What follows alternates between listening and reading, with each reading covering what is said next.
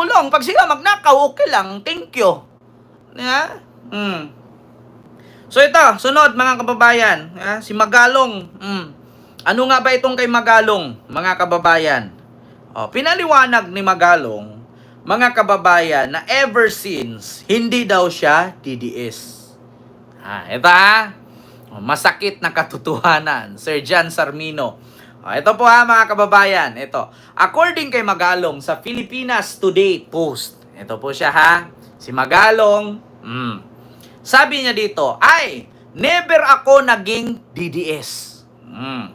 Napakalaki ng itinulong ni Bongo sa amin dito sa syudad ng Baguio Hindi mo maalis sa akin yan, utang na loob. Ngayon, ito na, mga kababayan. Sa salitang utang na loob, credit inside sa English. Utang na loob pero hindi siya DDS. Ngayon, ano nga ba yung laging pinuputak ni Magalong? Hindi ako kalaban Mayor Magalong nagtatanong lang. Ano nga ba yung lagi niyang pinuputak? Ang mga kongresista korap. May mga anomalya sa flood control. Dito na tayo. Hindi lang flood control, pati yung mga 7-7 scheme. Ngayon, Mayor Magalong, with all due respect, di ba sabi mo, malaki ang utang na loob mo kay Bongo. Paano kung napatunayan sa investigasyon ni PBBM na si Bongo ay sangkot dyan sa flood control project ng kanyang stepbrother? Ayon sa saligang batas, na pag ikaw ay isang government employee or may posisyon sa gobyerno, bawal kang humawak. Maskin ang kaibigan mo, kakilala mo, pamilya mo na malapit sa'yo, humawak ng proyekto na may kinalaman sa gobyerno. Pero ngayon, Mayor Magalong, di ba ikaw ang nagsabi? Maraming politician na kurakot. Ngayon, kung mapatunayan ni PBBM sa kanyang investigasyon na dawit si Bongo dyan, ano po ang reaksyon nyo, Mayor Magalong? Imposible na hindi mo alam si Bongo kasali dyan. Yung mga congressman nga, alam mo Yung ibang senador nga, alam mo Imposible si Bongo hindi.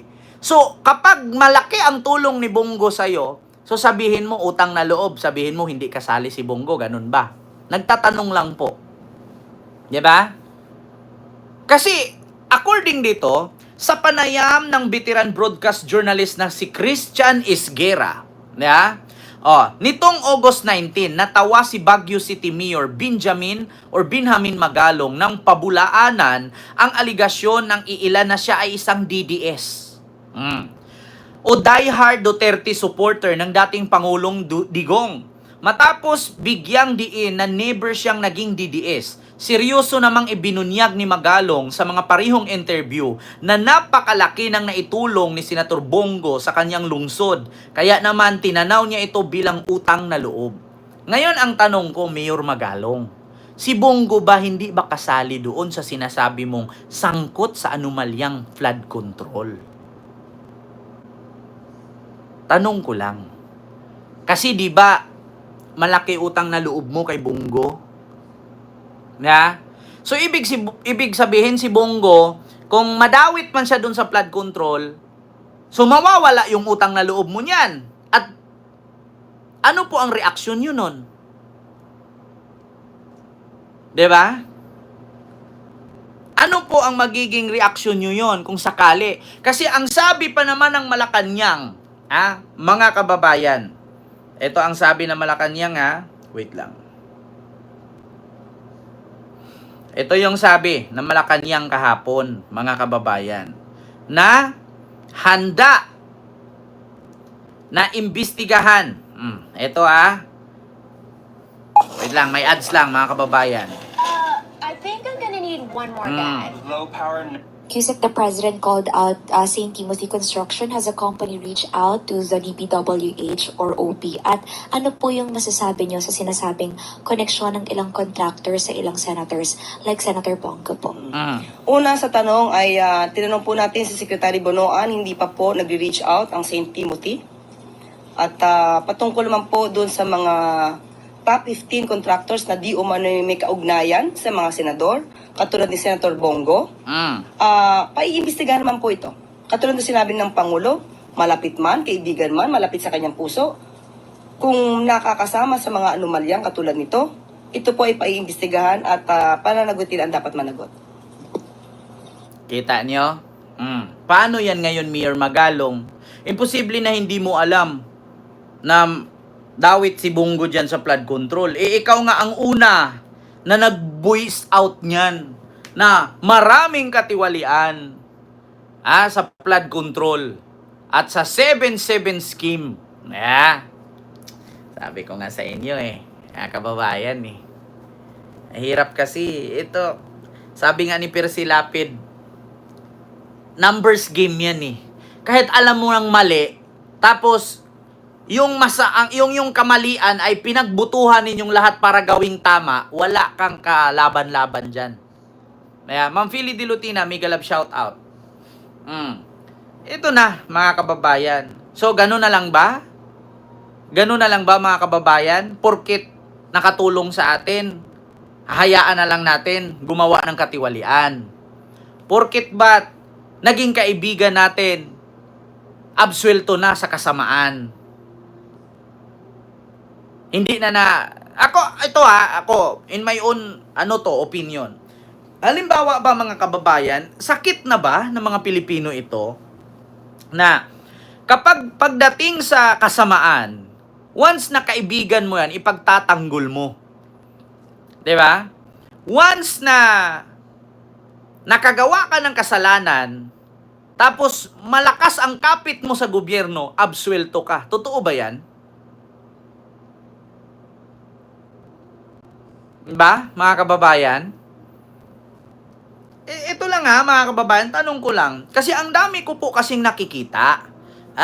Ang dami kong katulad ng programa ni Senator Raffy Tulfo. Ang dami nang naipasok niya dyan sa kanyang vlog, sa kanyang action ni Idol Raffy Tulfo. Na yung iba nakasuhan, yung iba nirereklamo. Tapos ilang beses na dyan sa niya, parang wala na akong nakitang may nakulong ba? Nakita nyo ba, mga kababayan? Dyan sa programa ni Senador Erwin ni Raffy Tulfo na yung mga kinasuhan nakulong. Kasi parang wala akong nakitang nakulong dyan lahat. Nagreklamo. Ito, nireklamo ko yung asawa ko. Ito, nireklamo ko yung kapitbahay namin. Ito, nireklamo ko kasi ganito. Parang wala akong nakitang nakulong. Diba? Tapos merong isang content dyan ni Senador Raffy Tulfo na mayaman ang kalaban. Parang naabsuelto na lang. Diba? Wala nang kahihiyan mga yan. Diba? Ma'am Restoration, malinaw, mega love shout out po. Real talk idol, ganun po talaga, utang na loob. Kaya kahit di tama, nagiging tama. Diba?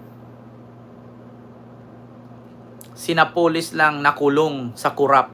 Nakulong kasi nilaglag siya Pero kung pinagtulungan yun siya at pinagtanggol, diba? Hindi yun makukulong. Diba? Yun lang ang sa akin. Kasi sabi dito, mga kababayan, ni Magalong, malaki daw ang utang na loob niya kay Bongo, pero hindi siya DDS. Maniniwala po ba kayo, mga kababayan? Malaki ang utang na loob ko kay Bongo dito sa Baguio na natulong niya sa amin. Pero hindi ako DDS.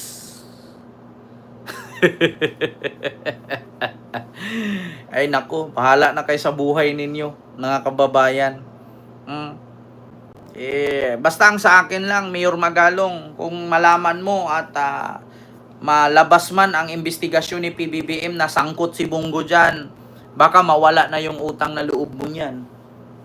Baka sabihin mong, Ganun ba? O sige, thank you na lang sa natulong mo noon, pero ngayon never na. Kasi ako believe ako kay Mayor Magalong. Saludo ako dyan, support ako dyan sa kanyang pagbusisi at sa pagbulgar sa mga kurakot. Pero sana naman, Mayor Magalong, wala tayong pinipili. Na sana walang pibor-pibor, walang palakasan. Kung kurakot, ibulgar mo na. Hindi porket makatulong sa'yo, ay pagtatakpan mo, bulgar mo.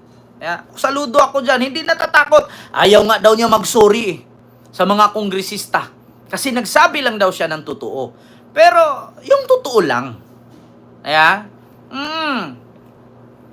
Di ba? Ganun lang, mga kababayan. Yun ang sabi niya. Wala daw siyang